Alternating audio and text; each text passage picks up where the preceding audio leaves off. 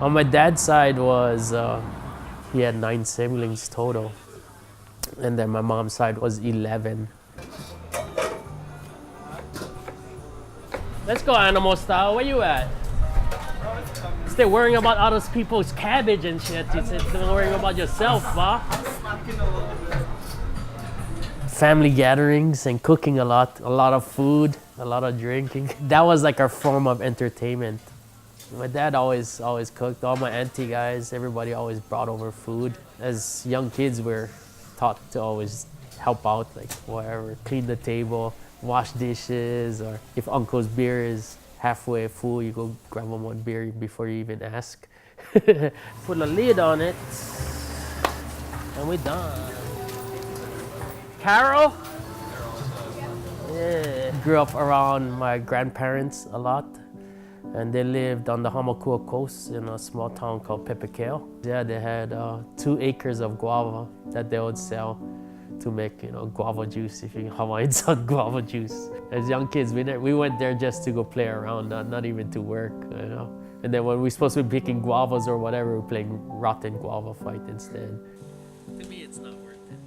My mom had a stroke when we were young, and then she stopped working. And then my dad worked 2 jobs. So he'd work and then he'd go to his second job. So a lot of times me and my brother had to figure out dinner and cook for ourselves.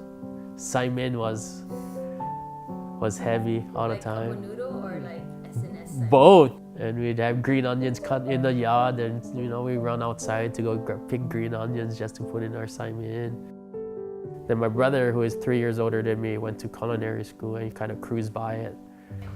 And I said, I don't want to go to a 4-year college. I can go to culinary school. But that's when I seen that I had a natural knack for it. Thanks for waiting. We were cooking from a very young age, so like our knife skills of them teaching us how to break down chickens in culinary school is like, oh, we've been doing that for how long?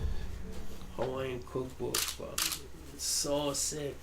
Even the pages, look like the binding on the book. He show you how to shoot them and all of that, the different places. It's like hand drawn too. Yeah. And traveling all over the world and the country, is like Hawaii is so unique. Sweet sour spare ribs and pork adobo, pork watercress. All of the food and the culture hasn't been even like tapped in my opinion. There's so many layers to it that hasn't been written.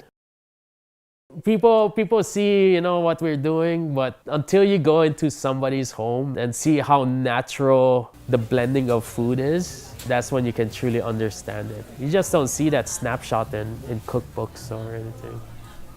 Hawaii cuisine is a melting pot of all the different immigrants that has settled in Hawaii. Even though I'm not Korean, I associate kalbi as part of my culture, even though I'm not Chinese, chow fan and all of that is still part of my culture.